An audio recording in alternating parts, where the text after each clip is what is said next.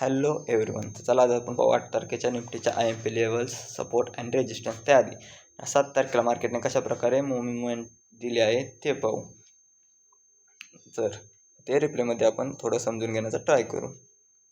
आपण जर बघितलं तर मार्केट थोडंसं गॅप ओपन झालं होतं, बरोबर आहे. तिथून मार्केटने फर्स्ट 5 मिनिटची लिक्विडिटी घेतली. तुम्ही ज्या पण टाईम फ्रेमवर वर्क करत असाल त्यानुसार तुम्ही ट्रेड एक्झिक्यूट करू शकता. तुम्हाला जे पण टाईम फ्रेम कम्फर्टेबल असेल त्यानुसार.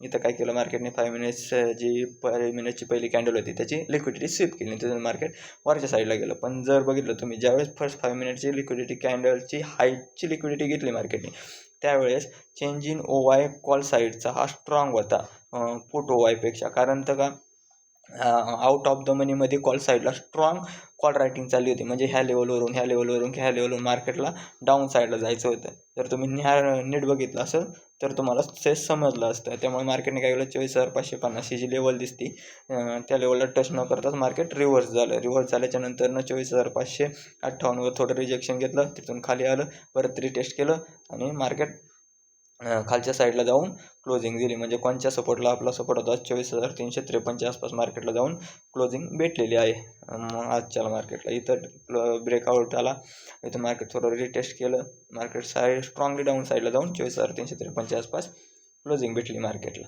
तर आपण आता 8 तारखेचे ॲनालिसिस पाहू. त्याच्या आधी आपण थोडंसं ऑप्शन चेनचा अभ्यास करू. ऑप्शन चेन्सवर आलो तर इथं काय बघायला भेटते आपल्याला, इथं स्ट्रॉंग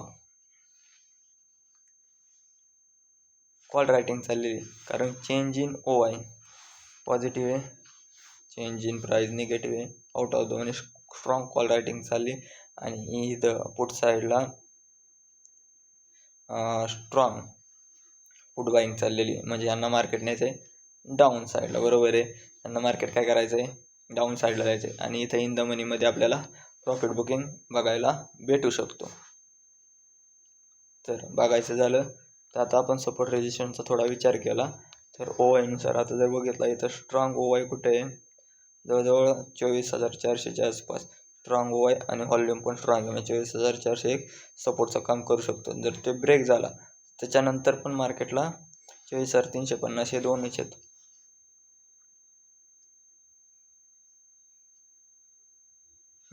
24,400 ते 24,350 एक स्ट्रॉंग सपोर्टचं काम करू शकतात त्याच्याला. आणि जर रेजिस्टन्स बघायचा झाला तर मार्केटला रेजिस्टन्स आहे 24,500. हा एक स्ट्रॉंग रेजिस्टन्सचं काम करू शकतो 8 तारखेला ऑप्शन चेननुसार, बरोबर आहे. तर आता आपण पाहू थोड्याशा लेवल्स, IMP लेवल्स निफ्टी 50च्या 8 तारखेसाठी. जर आपण 8 तारखेच्या निफ्टी 50च्या लेवल्स बघितल्या तर मार्केट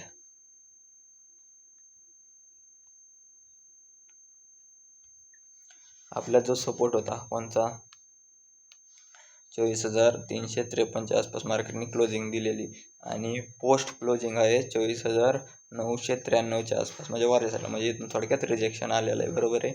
जर मार्केट फ्लॅट ओपन झालं कुठं, जिथं क्लोजिंग आहे 24,353चं, तरच आपण ह्या सपोर्टचा विचार करू शकतो. यातून जर रिजेक्शन भेटत असेल तर अपसाईडला टार्गेट आपला असं राहणार 24,471 आणि 24,531 आणि 24,550 हे दोन टार्गेट राहतील आपले.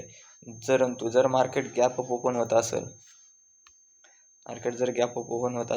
कुठं 24,471च्या पण वर, तर ह्या सपोर्ट जे 24,353 आहे हा सपोर्ट कॅन्सल होऊ शकतो आणि सपोर्ट डाऊन साईडला ट्रान्सफर होऊ शकतो, एवढं लक्षात ठेवा.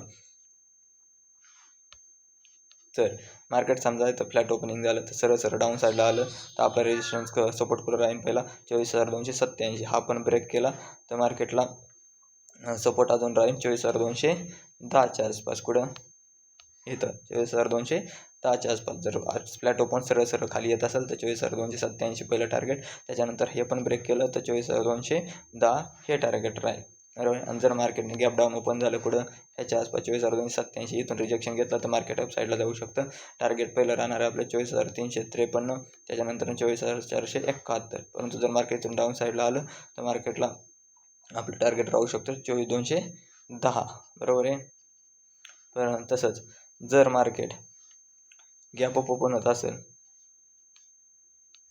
मार्केट जर गॅप ओपन होत असेल आणि जर ह्या लेवलला रिजेक्शन घेत असेल 24,471, तिथून मार्केट सरळ 24,400 24,353 वर येऊ शकतं.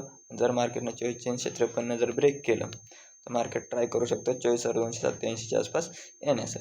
परंतु जर मार्केटने ह्याच्यावर सस्टेन झालं, मार्केट 24,471 हे जी लेवल आहे ह्याच्यावर जर मार्केट सस्टेन होते, परंतु मार्केट आता लक्षात ठेवा, मार्केटला जर ऑफ साईडला स्ट्रॉंग मोमेंटम द्यायची ना, ते 24,531 ही एक लेवल आहे आणि 24,550 आणि 24,471 ह्या लेवलच्या वर जर गॅप ओपन होत असेल मार्केट स्ट्रॉंगली वरच्या साईडला जाऊ शकतं.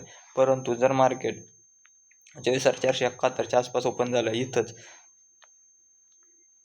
याच्या आसपास आणि याच्यावर सस्टेन करत असेल तर मार्केट वरच्या साईडला जाऊ शकतं. परंतु मार्केट काय करणार आहे, हळूहळू वर जाऊ शकतं, कारण वरच्या साईडला कॉल रायटिंग चालू आहे, स्ट्रॉंग प्रकारे कॉल रायटिंग चालू आहे. एवढं लक्षात ठेवा, वरच्या साईडला कॉल रायटिंग म्हणजे त्यांना काय करायचं, मार्केट डाऊन साईडला न्यायचं आहे आणि पुट बाईंग पण चालू आहे ह्याच एरियामध्ये वरच्या साईडला, म्हणजे या दोघांना काय करायचं, मार्केट डाऊन साईडला न्यायचं. एवढं विचार करा. ओव्हरऑल मार्केटचा व्ह्यू हा बेअरिश आहे. लक्षात ठेवा, ओव्हरऑल मार्केटचा व्ह्यू हा बेअरिश आहे. समजलं? ओव्हरऑल मार्केटचा व्ह्यू हा बेअरिश आहे, त्याच्यामुळं मार्केट डाऊन जाण्याचे चान्सेस आहेत उद्याच्याला. मार्केटची रेंज राहू शकते उद्याच्याला 24,300 ते 24,550च्या आसपास ही मार्केटची उद्याची रेंज राहू शकते. हे आपलं ॲनालिसिस सांगतं. मी काही सेबी रजिस्टर ॲडवायझर नाही आहे किंवा ॲनालिसिस करणार नाही. त्यामुळे तुमचे जे पण फायनान्शियल ॲडवायझर असतील त्यांच्याशी चर्चा करून तुम्ही तुमचा ट्रेड एक्झिक्यूट करू शकता या लेवल्सवर. त्यामुळे तुम्ही तुमचा थोडा वेळ तसेच ह्या लेवल्स आपल्या तुम्हाला वर्क करतात नाही करतात कमेंट्समध्ये येऊन सांगत चला, म्हणजे कसं त्याच्यात थोडं इम्प्रूव्हमेंट करायला. तुम्ही तुमचा थोडा वेळ दिल्याबद्दल धन्यवाद. थँक्स.